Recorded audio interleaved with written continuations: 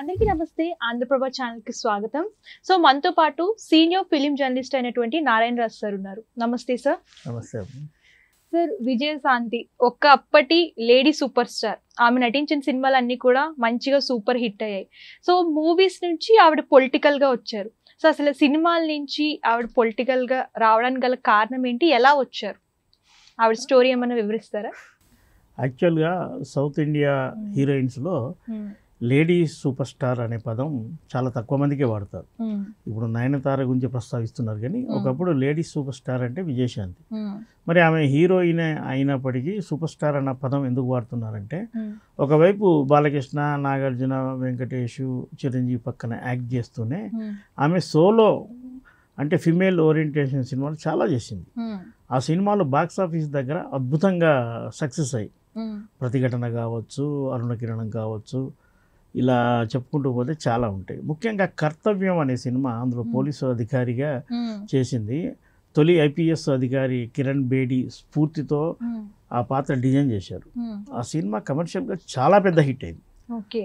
అంటే ఒక బహుశా మనం మాస్ హీరోలు అని చెప్తుంటాం తెలుగులో, చిరంజీవి, బాలకృష్ణ, వెంకటేష్, వాళ్ళ సినిమాలు హిట్ అయితే ఎంత కలెక్ట్ చేస్తాయో విజయశాంతి సినిమా కూడా అంతే కలెక్ట్ చేసింది. దాంతోనే ఆమె ఇమేజ్, మాస్ ఇమేజ్ అమాంతం పెరిగిపోయింది. పెరిగిపోయినాక ఆ తర్వాత చేసిన సినిమాలు మగరాయుడు కావచ్చు, లేడీ బాసు, ఇందిరమ్మ, ఇలా చిత్రాలు, వీటిలో పచ్చంగా చెప్పుకోవాల్సింది ఒసే రాములమ్మ. అప్పుడు హయ్యెస్ట్ గ్రాసర్. ఇన్ని ఆమె అకౌంట్లో ఉన్నాయి. ఇంత రికార్డు మనకు ఇండియా మొత్తంలో ఏ హీరోయిన్కి లేదు. పైగా విజయశాంతి ఇటు తెలుగు అటు తమిళ్ నటి. ఇదే కర్తవ్యం సినిమాను ఆమె హిందీలో కూడా చేసింది. ఆ సినిమాలో పెర్ఫార్మెన్స్కు ఆమెకు నేషనల్ అవార్డు కూడా వచ్చింది. ఇక రాష్ట్ర స్థాయిలో నంది అవార్డులు అనేకం ఉన్నాయి. కొంత కెరీర్ వేగంగా కొనసాగుతున్న సందర్భంలో ఏ ఆర్టిస్ట్ అయినా కొంత టర్న్ తీసుకోవాల్సి వస్తుంది. క్యారెక్టర్ పాత్రలు వేయాలా, లేదంటే మరో నిర్ణయం తీసుకోవాలి, ప్రొడక్షన్ వైపు వెళ్ళాలి, లేదా డైరెక్షన్ వైపు వెళ్ళాలి. ఈ సందర్భంలో ఆమె పొలిటికల్ టర్న్ తీసుకుందని మనకు అనిపిస్తుంది. ఆమెకు మూలాలు తెలంగాణలో ఉన్నాయి. అంటే మన వరంగల్కు బార్డర్లో ఉన్న రామన్నగూడెం అనే ప్రాంతాల్లో విజయశాంతి కుటుంబానికి అక్కడ మూలాలు ఉన్నాయి. కాబట్టి తను తెలంగాణ బిడ్డగా చెప్పుకుంటూ రాజకీయ అరంగేట్రం చేసింది. ఇంకో రికార్డ్ ఏంటంటే, ఇప్పుడు చాలామంది హీరోయిన్లు జాతీయ స్థాయిలో బీజేపీలో కావచ్చు, కాంగ్రెస్లో కావచ్చు, బీఆర్ఎస్లో కావచ్చు, డిఎంకేలో కావచ్చు, అనేక పార్టీల్లో ఉన్నారు. కానీ ఏ హీరోయిన్ కూడా సొంతంగా పార్టీ పెట్టి రాజకీయాల్లోకి రాలేదు. ఆ క్రెడిట్ కూడా విజయశాంతికే దక్కుతుంది. తల్లి తెలంగాణ అన్న పేరుతో తెలంగాణ, ప్రత్యేక తెలంగాణ కావాలి అనే నినాదంతో ఆమె ప్రజల్లోకి వచ్చింది. వరంగల్, కరీంనగర్, నిజామాబాద్, ఆదిలాబాదు, ఇలా అన్ని జిల్లాలు సుడిగాలి పర్యటన చేసింది. ఆమె జనాలకు, అంటే ఆమెకున్న క్రేజ్ దృష్ట్యా ఆమె సభలకు చాలామంది ప్రజలు హాజరయ్యేవాళ్ళు. ఆమె వాదనలో నిజం ఉందని ప్రజలు కూడా నమ్మారు. ఆ తర్వాత మరోవైపు కేసీఆర్ తెలంగాణ ఉద్యమం నడుపుతున్నాడు, టీఆర్ఎస్ ద్వారా.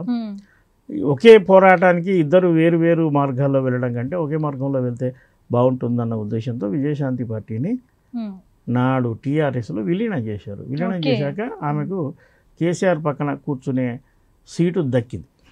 ఇది ఆమె రాజకీయం. ఆ తర్వాత మెదక్ నుంచి పోటీ చేసింది, ఎంపీగా ఎంపికైంది, 5 ఏళ్ళు సర్వీస్ ఇచ్చింది. ఆ తర్వాత బీజేపీలో కూడా ఆమె ప్రవేశం జరిగింది. బీజేపీ నుంచి మళ్ళీ కాంగ్రెస్కి వచ్చింది.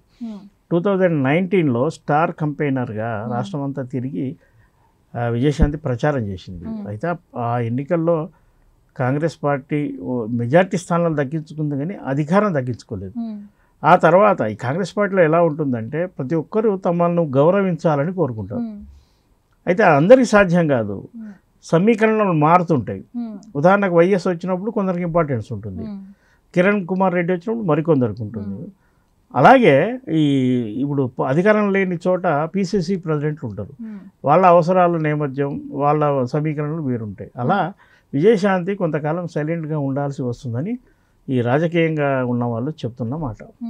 అయితే తను బహిరంగంగా రాజకీయాల్లో ఉంది, సినిమాలకు కొంత దూరమైంది. ఈ నేపథ్యంలో తన భవిష్యత్తు తను డిజైన్ చేసుకోవాలి. కాబట్టి కాంగ్రెస్ పార్టీలో చేరే సందర్భంలో అప్పటి ఏఐసిసి అధ్యక్షుడు ఖర్గే ద్వారా ఒక హామీ పొందినట్టుగా ప్రచారం జరుగుతుంది. ఆ హామీ ఏంటంటే భవిష్యత్తులో తెలంగాణలో జరిగే చట్టసభలకు జరిగే ఎన్నికల్లో తనకు అవకాశం ఇవ్వాలని. ఆ అవకాశం మేరకు ఈ రోజున జరిగిన ఎమ్మెల్సీ ఎన్నికల్లో ఆమెకు టికెట్ ఇచ్చారు. విజయశాంతి ఒక్కసారి తెర మీదకి వచ్చిందా అని అంటున్నారు. తెర మీద అంటే మీడియాలో కనపడడం కాదు కదా. అంటే ఇప్పటి వరకు ఎటువంటి ప్రస్తావన లేకుండా సడన్ గా ఇలా ఎమ్మెల్సీ సీట్ రావడానికి గల కారణం ఏంటి సార్? కాంగ్రెస్ పార్టీలో అనేక అద్భుతాలు జరుగుతుంటాయి. ఒక కాంగ్రెస్ పార్టీకే సొంతం. దానికి ఇప్పుడు కాంగ్రెస్ పార్టీలో సామాజిక న్యాయం అనే ఒక బేస్ ఉంటుంది.